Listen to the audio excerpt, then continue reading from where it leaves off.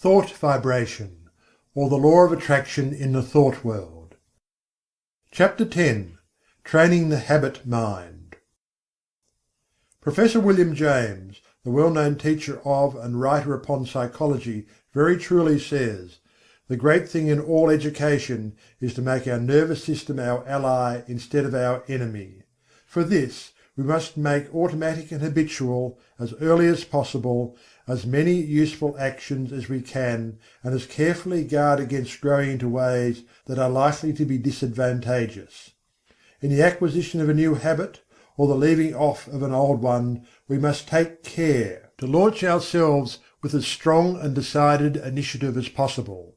Never suffer an exception to occur until the new habit is securely rooted in your life.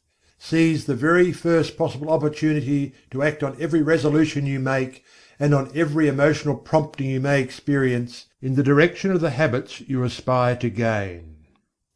This advice is along the lines familiar to all students of mental science, but it states the matter more plainly than the majority of us have done. It impresses upon us the importance of passing on to the subconscious mind the proper impulses, so that they will become automatic and second nature. Our subconscious mentality is a great storehouse for all sorts of suggestions from ourselves and others, and, as it is the habit mind, we must be careful to send it the proper material from which it may make habits. If we get into the habit of doing certain things, we may be sure that the subconscious mentality will make it easier for us to do just the same thing over and over again, easier each time, until finally we are firmly bound with the ropes and chains of the habit, and find it more or less difficult, sometimes almost impossible, to free ourselves from the hateful thing.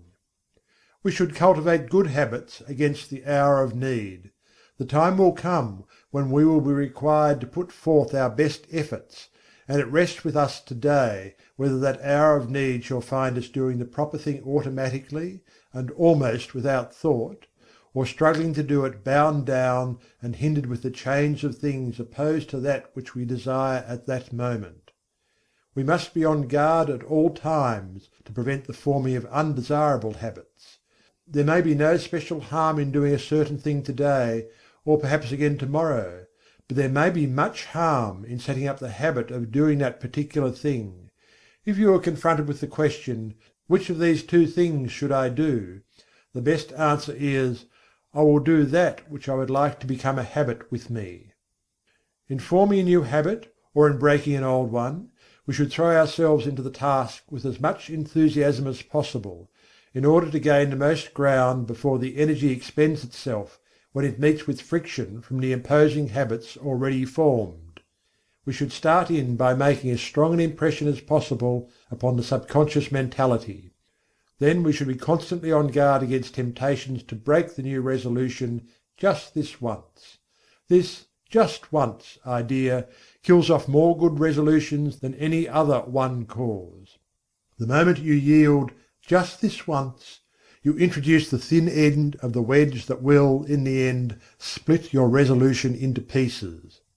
Equally important is the fact that each time you resist temptation, the stronger does your resolution become. Act upon your resolution as early and as often as possible. As with every manifestation of thought in action, the stronger does it become. You are adding to the strength of your original resolution every time you back it up with action. The mind has been likened to a piece of paper that has been folded. Ever afterwards it has a tendency to fold in the same crease, unless we make a new crease or fold, when it will follow the last lines. And the creases are habits. Every time we make one, it is so much easier for the mind to fold along the same crease afterward. Let us make our mental creases in the right direction.